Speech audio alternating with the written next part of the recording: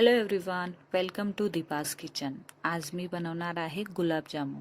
घरी आलेत पाहुणे तर काय बनवावं लक्षातच येत नव्हतं. फटकन असे डेअरीमध्ये गेले, खवा आणला आणि फटाफट असे मस्त गुलाबजामू बनवले. एक एक ते पाऊण तासामध्ये गुलाबजामू असे तयार झाले आणि मस्तपैकी जाळीदार, आतून पण एवढे भारी सॉफ्ट लागणारे असे गुलाबजामू इथे मी बनवणार आहे. तर इथे एक पातेलं घेतलंय. तर इथे मी जे चाचणी आहे तर ती बनवतीये. अशी तारावाली वगैरे चाचणी नाही बनवायची आहे, नॉर्मलच आपलं जी साखर आहे तर ती विरघळवायची आहे. तर इथे मी 3 ग्लास पाणी घेतलंय आणि 1.5 वाटी साखर घेतली आहे. तर तुम्ही गोड कमी जास्त करू शकता तुमच्या आवडीनुसार. तर इथे आपल्याला की ताराची वगैरे चाचणी नाही बनवायची, मी जसं सांगतेय. तर इथे मी त्याच्यामध्ये पाण्यामध्ये ज्या चाचणीमध्ये विलायची टाकणार आहे. तर तुमच्याकडे विलायची पावडर असेल तर तुम्ही तेही टाकू शकता, किंवा जसं की हिरवी इलायची आहे तर त्याचे दाणे काढून कुटून मस्त छान बारीक त्याला करून आणि तुम्ही त्या चाचणीमध्ये टाकू शकता. आणि विलायची वगैरे टाकल्याच्या नंतर त्याला चांगलं मिक्स करून घ्यायचं. आणि केशर जे आहे तर ते ऑप्शनल आहे, तुमच्याकडे असेल तर टाका, नसल्यावर काही हरकत नाही. फक्त एवढं आहे की कलर छान येतो आणि थोडीशी हलकीशी टेस्ट छान लागते. तर इथे चाचणी तयार झाली आहे. तर साखर विरघळल्यानंतर पण 1 ते 2 मिनटं थोडंसं त्याला चालू ठेवायचे, जेणेकरून छान अशी जी साखर आहे तर ती अजून विरघळते त्याच्यामध्ये आणि छान लागतो ते पाक. तर इथे बघू शकता जी विलायची आहे तर ती पण छान त्याच्यामध्ये उकळी मस्तपैकी वास त्याचा येऊ लागला होता. तर इथे मी खवा आणलाय डेअरीमधून आणि रेडीमेड खवा आहे. जर तुमच्याकडे खवा नसेल तर मस्त तुम्ही घरीही खवा बनवू शकता, दूध वगैरे आणून. तर इथे मी डेअरीमधूनच खवा आणला होता. तर हा खवा आहे 250 ग्राम आणि याच्यामध्ये मी पीठ ॲड करते. तर इथे मी गव्हाचंच पीठ ॲड करते. 3 चम्मच गव्हाचं पीठ जे आहे तर ते पुरेसं होऊन जातं ह्या खव्याला. आणि गव्हाचं पीठ नसेल ॲड करायचं तुम्हाला तर तुम्ही त्याच्यामध्ये मैदा पण टाकू शकता, त्याने पण छान सॉफ्ट असे गुलाबजामू बनतात त्याच्यापासून. आणि जो चमचा आहे तर तो नॉर्मल ज्याने आपण पोहे वगैरे खातो, घरी यूज करतो डेली, तर त्याच चमच्याने मी गव्हाचं पीठ घेतलंय आणि मस्त त्याला असं सॉफ्ट असं मळून मळून घ्यायचंय. खूप सॉफ्ट बनवायचं त्याला. तर जास्त काही टाईम नाही लागत, इथे फटाफट बनतं बघा ते. आणि जास्त काही मळून पण घ्यायचं काही काम नाही पडत. म्हणजे हलकंसं थोडंसं 1-2 मिनटं त्याला जर का मळवलं ना तर ते आरामशीर एकदम मस्त सॉफ्ट होतं ते पीठ. आणि बघू शकता छान मस्त असे गुलाबजामू, जो छोटासा मी गोळा घेतलाय, बॉल्स मी जे बनवतीये तर मस्त असे सॉफ्ट एकदम भारी वाटत होतं.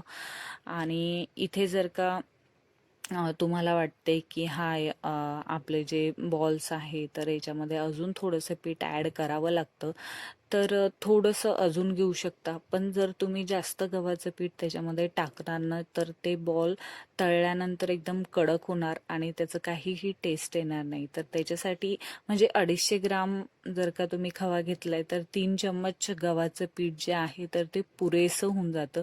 याला एक्स्ट्रा काहीही घ्यायचं काम नाहीये. तर इथे खूप सारे भांडे पडलेले होते, तर म्हटलं याला साईडने थोडंसं ठेवून देते, याला रेस्ट करू देते पिठाला. तर तुम्ही लगेच पण गुलाबजामुचे बॉल्स बनवायचे असेल तर बनवू शकता, पण माझं थोडंसं काम होतं तर म्हटलं थोडं मी पहिले भांडे घासून घेते आणि मग नंतर याचे बॉल्स बनवू शकते. तर इथे तुम्ही लगेच बनवू शकता किंवा थोडंसं 5 मिनटं ठेवल्यानंतर त्याला अजून सॉफ्ट होतं ते, दुसरं काही नाहीये. तर बघू शकता किती छान मस्त असं सॉफ्ट जे आपलं पीठ जे आहे तर ते मस्त झालंय. तर मार्केटपेक्षा पण भारी लागतात बघा हे गुलाबजामुन, खूप भारी लागतात. आणि कोणी पाहुणे आले की तुम्ही असं झटपट वगैरे बनवू शकता. फक्त एवढंही की बाहेर जावं लागेल, खवा आणावं लागेल बस. तर इथे मस्त असे छोटे छोटे बॉल्स मी गुलाबजामुनचे बनवून घेते. बघू शकता किती छान मस्त असे सॉफ्ट एकदम भारी वाटत होते ते बनवायला आणि जास्त वेळ काही लागला नाही ते बॉल्स बनवायला. तर फक्त इथे कसं आहे की हे बनवायला जास्त वेळ नाही लागत, पण जे तळायला आहे ना, तर त्या तळण्यासाठी खूप वेळ लागतो.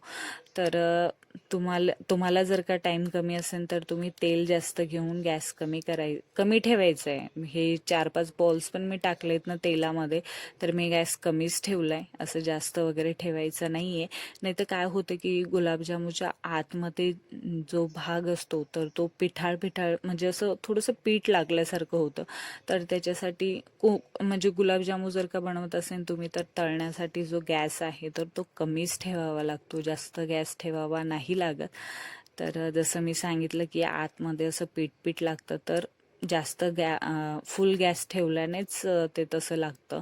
तर मस्त त्याला कमी गॅसवर त्याला चांगलं तळू द्यायचे आणि हलकंसं त्याला असं म्हणजे ढवळत राहायचे, जेणेकरून जो गुलाबजामू आहे तर तो कढईला असं चिपकून जाणार आणि तिथेच काळा होणार. तर त्याच्यासाठी हलकंसं त्याला म्हणजे हलवायचे आणि छान असे सगळ्या साईडने असं छान त्याला तळून घ्यायचे आणि थोडासा कलर येऊ द्यायचा आहे त्याला. आणि कलर आल्यानंतर लगेच गुलाबजामू काढून घ्यायचे. तर इथे मी काय करते की सगळेच मस्त गुलाबजामू तळून घेते. तर इथे माझे पाय आले होते गळून, तर मी डायरेक्ट गॅसच्या ओट्यावर बसली आहे आणि मस्त गुलाबजामू तळतीये. तर बघू शकता किती भारी असा मस्त कलर आलाय त्याला. आणि काय करायचंय की तळल्यानंतर चाळणीमध्ये, म्हणजे आपण जेव्हा गुलाबजामू काढून घेऊ तर लगेच पाकामध्ये नाही टाकायचे. तर काय करायचंय की थोडा वेळ त्याला प्लेटमध्ये ठेवायचे आणि मग नंतर एक एक करून थोडे थोडे करून त्या पाकमध्ये टाकून द्यायचे. आणि गरम गरम पाकामध्ये गुलाबजामुन नाही टाकायचे, थोडंसं कोमट होऊ द्यायचंय, म्हणजे त्याची जी वाफ आहे तर ती चांगली निघू द्यायची आहे. आणि पाक हा कोमट असला पाहिजे. आणि त्याच्यानंतर जे गुलाबजामू आहे तर ते गुलाबजामू त्याच्यामध्ये टाकायचे. आणि हो, गुलाबजामू जर का तुम्ही कढईमधून काढत असेल तर लगेच कोमट पाकामध्ये किंवा थंड पाकामध्ये टाकायचे नाहीये. गुलाबजामू पण 1-2 मिनटं तळल्यानंतर तुम्हाला प्लेटमध्ये ठेवायचे आणि मग नंतर पाकामध्ये टाकायचे, चाचणीमध्ये टाकायचे. तर थोडे थोडे करून मी सगळे मस्त असे गुलाबजामू तळलेत आणि थोडासा टाइम लागलाच तळण्यासाठी. तर इथे फटाफट म्हणजे 1 तासामध्येच मी हे गुलाबजामू बनवून घेतले. तर बघू शकता मस्त असे गुलाबजामू तयार झालेत. तर याला 15 ते 20 मिनटं मी याला साईडने ठेवतीये. आणि बघू शकता किती छान मस्त असे गुलाबजामू, एकदम सॉफ्ट. आणि मार्केटचे पण गुलाबजामू आहे तर ते मागे पडतील आणि हे भारी लागतील. तर तुम्ही नक्की ट्राय करा आणि व्हिडिओ कसा वाटला तर मला नक्की कमेंटमध्ये सांगा. तर चला, स्वस्त राहा, मस्त राहा, चांगलं जेवण करा आणि प्लीज व्हिडिओला लाईक करा, शेअर करा.